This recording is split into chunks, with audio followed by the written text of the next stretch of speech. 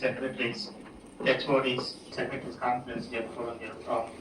గౌరవ ముఖ్యమంత్రి గారి ఆదేశాల ప్రకారం ప్రతి నెలకు ఒకసారి మనం రాష్ట్ర స్థాయిలో ఈ సెక్రటరీస్ హెచ్ఓడీస్ మీటింగ్, అది కూడా ఏంటంటే డిస్ట్రిక్ట్ లెవెల్లో కలెక్టర్స్ కూడా జాయిన్ అవుతారు, అలాగే డివిజనల్ లెవెల్లో ఆర్టీఓస్, ఇతర డివిజనల్ లెవెల్ ఆఫీసర్స్ జాయిన్ అవుతారు, గ్రామ్స్ వాళ్ళ వార్డుకు సంబంధించిన ఎంప్లాయీస్ అందరూ కూడా జాయిన్ అవుతారు. అంటే రాష్ట్రంలో మనం వివిధ శాఖల ఏకంగా ప్రగతి సాధిస్తున్నామనేది ప్రత్యేకంగా గౌరవ ముఖ్యమంత్రి గారు ఆదేశించారు.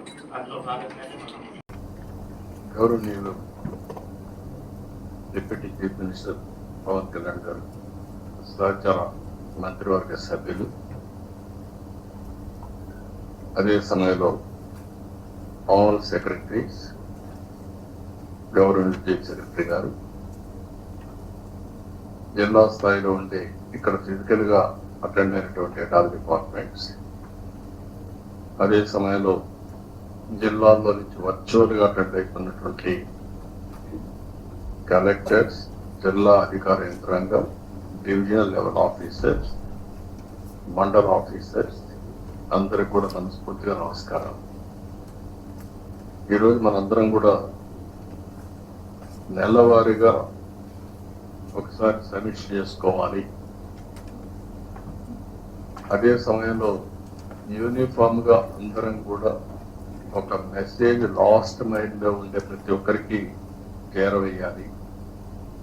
అందరం సమిష్టిగా కలెక్టివ్ గా పనిచేయాలనే ఉద్దేశంతో మనం ఈ కార్యక్రమాన్ని తీసుకున్నాం. కాదు, అలాంటిది 3 నెలలకు ఒకసారి విధిగా కలెక్టర్స్ కాన్ఫరెన్స్ పెట్టుకుంటున్నాం.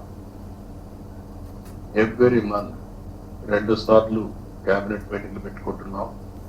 అదే సమయంలో ఇక్కడ మనం క్లియర్ చేసిన తర్వాత పర్ఫెక్ట్ ఎగ్జిక్యూషన్ రావాలంటే జిల్లా లెవెల్లో కూడా ఇదే స్పిరిట్ లో కలెక్టర్స్ పనిచేయాలి, జిల్లా ఇన్ఛార్జ్ మంత్రులు పనిచేయాల్సిన అవసరం ఉంది.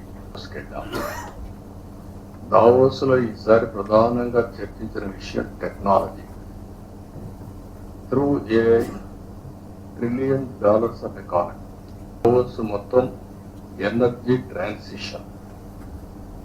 ప్రపంచం మొత్తం ఈరోజు ఎనర్జీ మీద, గ్రీన్ ఎనర్జీ, గ్రీన్ హైడ్రోజన్ ఈ మాట్లాడుతూనే చర్చనీయాంశంగా మారింది.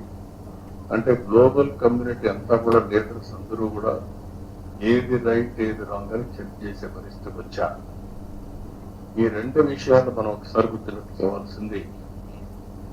మనం చేసిన 19 months నుంచి ఈ 2 కూడా సెంట్రల్ పాయింట్ గా పెట్టుకొని ఈరోజు RTGS కావచ్చు, లేకపోతే టెక్నాలజీ పెనిట్రేషన్ కావచ్చు, అదే మరి మొత్తం గవర్నమెంట్ డేటా అంతా కూడా సింగిల్ పోర్టల్ తీసుకురావడం కావచ్చు, ఇంకొక పక్కన AI అప్లికేషన్ కూడా వాడే పరిస్థితి మనం వచ్చాం.